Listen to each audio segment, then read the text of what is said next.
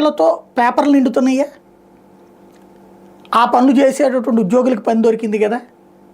అట్లాగే దానికి సంబంధించినటువంటి పై పనులు చూసుకునేటటువంటి ఏదైతే ఆ సమీక్షలకు సంబంధించిన భోజనాలు లేకపోతే అదేది టిఫిన్ ఈ పెట్టేటటువంటి ఆ క్యాంటీన్ వాళ్ళకు బెనిఫిట్, ఇది సమోసానో టీనో ఇవ్వాలా, మంచినీళ్ళ బాటిల్స్ ఇవ్వాలి, వాళ్ళకు బెనిఫిట్. ఆయా వర్గాలు ఉపాధి పొందుతున్నాయి అనుకుంటే సరిపోయా మనం.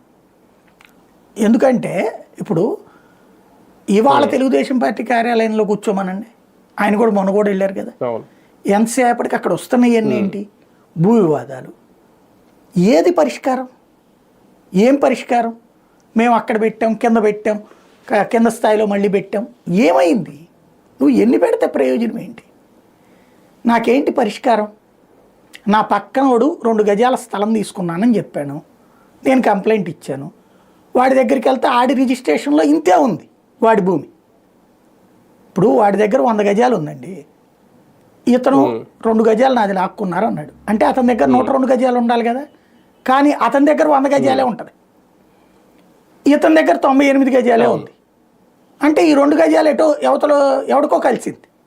ఇది చెయ్యాలంటే సర్వే టోటల్గా చేయాలి, ఇది చెయ్యాలంటే అధికారులు అదే పని మీద ఉండాలి. ఇక్కడ ఏమైపోతుందంటే బాబు గారు వచ్చినప్పుడు అధికారులు